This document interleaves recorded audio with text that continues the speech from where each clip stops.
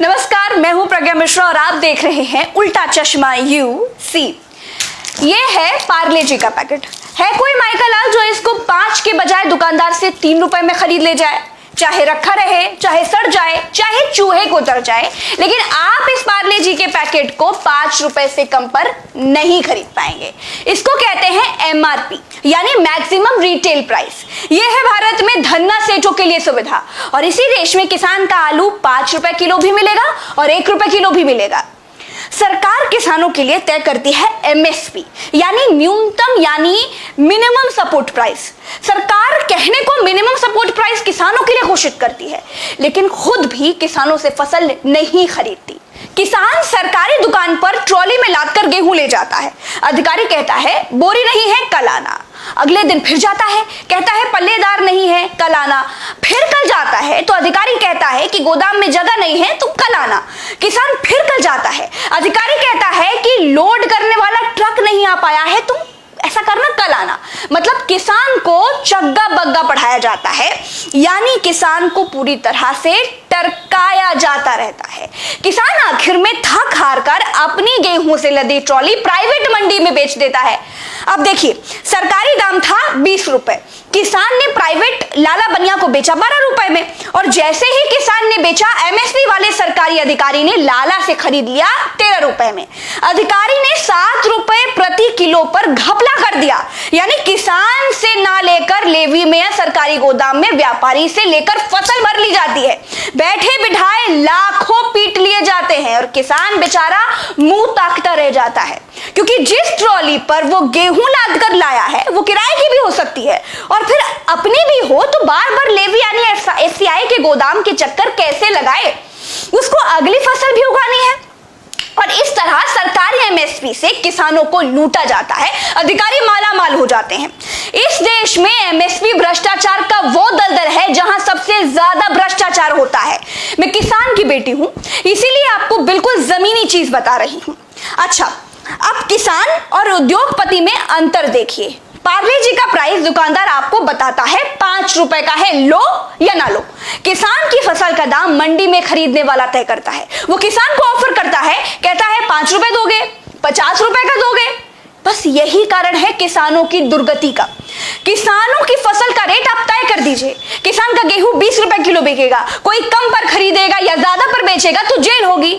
फिर देखिए किसानों की आय कैसे उनकी आमदनी दोगुनी हो जाती है। भारत कृषि प्रधान देश है, लेकिन भारत के किसानों को पता ही नहीं है कि इस बार धान 10 रुपए में बिकेगा या 20 रुपए में बिकेगा या फिर मंडी के बाहर फेंक कर वापस आना पड़ेगा।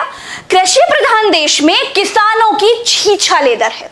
आप पार्ले जी वाले को कहिए कि बिस्कुट बनाइए और मंडी में बेचिए, देखिए भाग खड़ा होगा। इनके डीलर किसानों की तरह पेड़ों में लटके हुए मिलेंगे। अब बात उस कानून की भी कर लेते हैं जो किसानों के लिए बनाया गया है। 3 कानून बनाए गए हैं। पहला कानून है आवश्यक वस्तु भंडारण अधिनियम। पहले यह होता था कि खाने पीने की कुछ जरूरी फसलें होती थी जिनकी जमाखोरी अपराध थी। कोई जमाखोरी करता था तो उसे जेल होती थी। अब नए कानून में सरकार कहती है आपदा और युद्ध को छोड़कर जितनी जमाखोरी मतलब जितना भंडारण करना है करो। अब होगा ये कि किसान की तो छत टपकती है, वो तो छप्पर के नीचे रहता है, वो भंडारण तो कर नहीं सकता और किसान को फसल के बाद चाहिए भैया पैसा। वो अगली फसल में लगाएगा, वो अगली फसल को उगाएगा, वो फसल को घर में रखकर करेगा क्या? अब बड़े बड़े उद्योगपति किसान से अनाज खरीदकर अपने गोदामों में भर लेंगे। बाजार में जब अनाज की शॉर्टेज हो जाएगी तब महंगा बेचेंगे। ये कानून यानी आवश्यक वस्तु भंडारण अधिनियम सरकार ने किसको फायदा पहुंचाने के लिए बनाया है, वो आपको आगे कुछ दिनों में जब महंगाई बढ़ेगी तब पता चल जाएगा। इस कानून को बनाने की कोई जरूरत नहीं थी, लेकिन ये सरकार है, बहुतों को बनाया है। दूसरा कानून है कॉन्ट्रैक्ट फार्मिंग। मतलब अगर पार्ले जी कंपनी को बिस्किट बनाने के लिए गेहूं चाहिए तो पार्ले जी वाला 20-25 गांव के किसानों से गेहूं उगाने के लिए कहेगा। सारे किसान गेहूं उगाएंगे, पार्ले जी वाले को देंगे। अब कॉन्ट्रैक्ट फार्मिंग में पार्ले जी वाली कंपनी फसल लगाते समय ही बता देगी कि गेहूं भैया लगाओ, 20 रुपए में हम खरीद लेंगे। अब किसानों को दिक्कत यह होगी कि अगर किसान प्राइवेट कंपनी से बॉन्ड भर लेगा और गेहूं के दाम 25 की जगह बाजार में भाव 40 पहुंच गए, तब किसानों का घाटा हो जाएगा। अगर 4 किसान गेहूं की जगह आलू उगाना चाहते हैं तब क्या होगा? कॉन्ट्रैक्ट फार्मिंग में यहां दिक्कत है, पेच भी यहीं फंसा है। सरकार जब एमएसपी तय करती थी तो किसान के पास आजादी रहती थी कि वो एफसीआई के गोदाम में सरकार को अनाज बेचे या फिर मंडी में बेचे या फिर किसी लाला बनिया को, अपने लोकल खरीदार को दे दे। मान लीजिए सरकार ने एमएसपी तय की 20 रुपए, मान लीजिए बाहर मंडी में बिक रहा है 30 रुपए में, तो किसान बाहर 30 रुपए में बेच लेता था। सरकारी एमएसपी में किसान कभी सरकार को ही बेचने के लिए बाध्य नहीं था, लेकिन कॉन्ट्रैक्ट फार्मिंग में किसान बाध्य होगा प्राइवेट कंपनी को पहले से तय किए दाम में फसल बेचने के लिए, चाहे बाजार का भाव जो भी हो।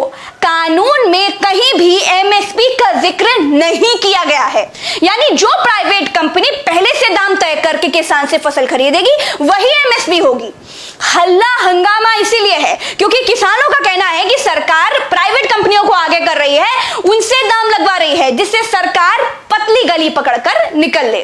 क्योंकि बीजेपी पहले से ही कह रही है कि एमएसपी सरकार पर फालतू का बोझ है और ये सब कुछ एमएसपी से पीछा छुड़ाने के लिए किया जा रहा है। तीसरे पर आते हैं।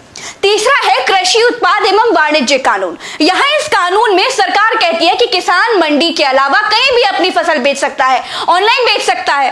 तो भैया सरकार जी, ये तो पहले से था। मेरा पका हुआ आम लखनऊ की दुबग्गा मंडी में बिकता है क्योंकि वो पास है और पके हुए आम को ज्यादा देर तक रखा नहीं जा सकता, तो सबसे पहले उसे मंडी पहुंचाना होता है।